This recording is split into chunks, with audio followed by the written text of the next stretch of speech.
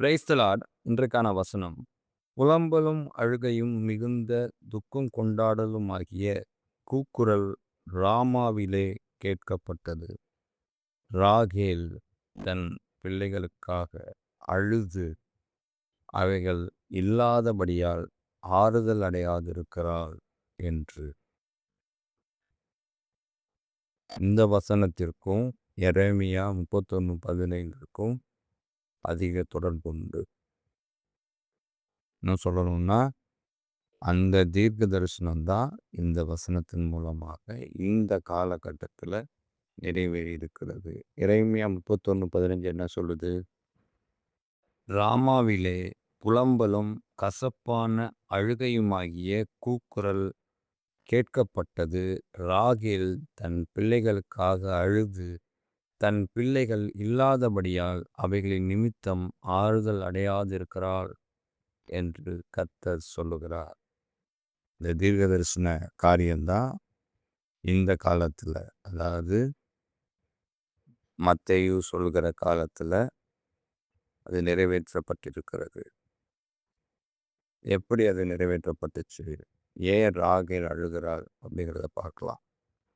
அப்பொழுது ஏரோது தான் சாஸ்திரிகளால் வஞ்சிக்கப்பட்டதைக் கண்டு மிகுந்த கோபமடைந்து ஆட்களை அனுப்பி தான் சாஸ்திரிகளிடத்தில் திட்டமாய் விசாரித்த காலத்தின்படியே பெத்லகேமிலும் அதன் சகல எல்லைகளிலும் இருந்த 2 வயதுக்குட்பட்ட எல்லா ஆண் பிள்ளைகளையும் கொலை செய்தான். இதுதான் அதற்கான காரணம். அந்த தீர்க்க தரிசனம் இங்கே தான் நிறைவேறுது. ஏரோது ஏன் கொலை செய்தான்? சாத்தான் ஏரோது மூலமா ஆண்டவருடைய அந்த பிறப்பை தடுக்கணும், அதை அழிக்கணும்னு முடிவு பண்ணி, ஏன்னா யாருன்னு தெரியாததுனால இருக்கிற ஒட்டுமொத்த குழந்தையும் கொலை பண்ண வச்சுட்டான்.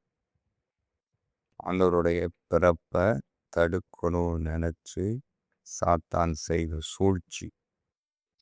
சரி, இதுக்கும் ராகேலுக்கும் என்ன சம்மந்தம் இருக்கு அப்படின்னு நீங்கள் கேட்கலாம். ராமாவிலே, ராமா அப்படிங்கிறது ராகேல் அடக்கம் பண்ணப்பட்ட இடம். இன்னொன்று இந்த வசனத்திலே இருக்கு பாருங்க. அதில் அவர் சொல்லியிருக்காரு இல்லையா, பெத்லகேமிலே, பெத்லகேமுக்கும் ராகேல் அதாவது அடக்கம் பண்ணப்பட்டதற்கும் ஒரு ஒத்துமை இருக்குது. எப்படின்னா, யாக்கோபும் அங்கே தான் அடக்கம் பண்ணப்பட்டிருப்பார். அதுலேருந்து என்ன தெரியுது, ராகேல் இஸ்ரவேலருக்கு தாயானவள். இன்னொன்று யோசேப்பு பென்யமீனின் தாயானவள். ஸோ ராகேல் இஸ்ரவேலுக்கு தாயானவள். அப்போ இங்கே கொல்லப்படுகிற இந்த பிள்ளைகளினால ராகேல் அழுது ஆறுதல் அடையாமல் இருந்தார். ஏன்னா இந்த தீர்க்க தரிசனம் எப்போ நடக்குது? பழைய ஏற்பாட்டின் காலத்தில் நடக்குது. தீர்க்க தரிசனம் சொல்லப்படுது. நடக்கிறது புதிய ஏற்பாட்டின் காலத்தில் நடந்தாலும் சொல்லப்படுவது பழைய ஏற்பாட்டின் காலம். அதன் அர்த்தம் என்ன? அங்கே சாத்தான் செயல்பட்டு இஸ்ரவேலுக்கு ஒரு குமாரன் கொடுக்கப்படுவார், அவர் ராஜாதி ராஜாவாக இருப்பார் அப்படிங்கிறத, இந்த பிறப்பை தடுக்கணும், அதை அழிக்கணும், அந்த குழந்தையை அழிக்கணும்னு சாத்தான் போட்ட திட்டத்தினால இந்த பிள்ளைகள் எல்லாம் கொல்லப்பட்டாங்க இல்லையா? அப்போது அந்த கொல்லப்பட்ட பிள்ளைகள் எல்லாம் இஸ்ரவேல் பிள்ளைகள். இஸ்ரவேலுக்கு தாயான ராகேல் கொல்லப்பட்ட பிள்ளைகளின் காரணமாக ஆறுதல் அடையாமல் இருக்கிறார், அழுது கொண்டே இருக்கிறார். அதுதான் விஷயம். ஏன்னா அங்கே இன்னொரு விஷயமாகவும் பார்க்கலாம். ராகேல் நியாயப்பிரமாணம். நியாயப்பிரமாணம் முடிவு பெறாது. சுயாதீன பிரமாணம் தான் அதை ஒரு முடிவுக்கு கொண்டு வர முடியும். நியாயப்பிரமாணமாக இருக்கிற ராகேல் இன்னும் ஆறுதல் அடையலை. அவ அந்த இழப்போட அழுது கொண்டு தான் இருக்கிறா அப்படிங்கிறது தான்.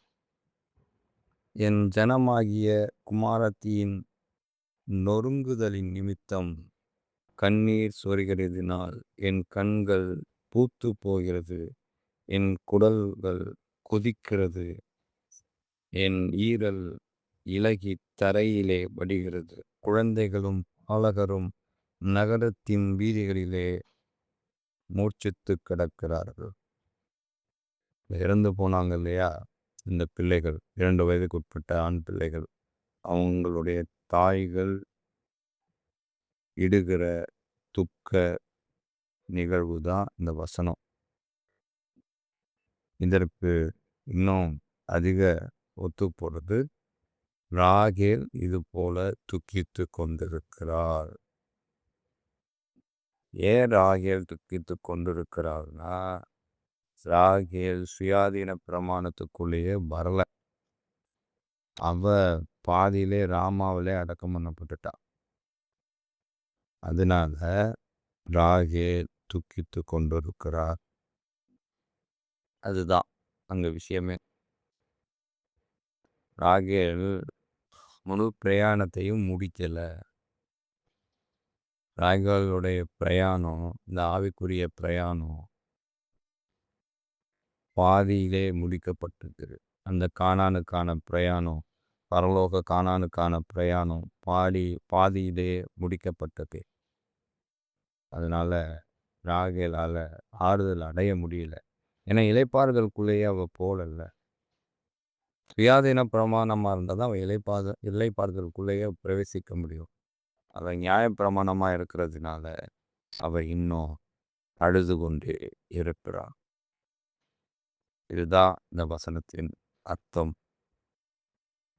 இதன் மூலமாக ஆண்டவர் நமக்கு சொல்லுகிறது, நாம் நியாயப்பிரமாணமாக இருந்து வழியிலே மடிந்து போகாமல் சுயாதீன பிரமாணமாக இருந்து முடிவு பரியந்து ஓடி முடிக்க வேண்டும். காதுள்ளவர்கள் கேட்க கடவர்கள். ஆமென்.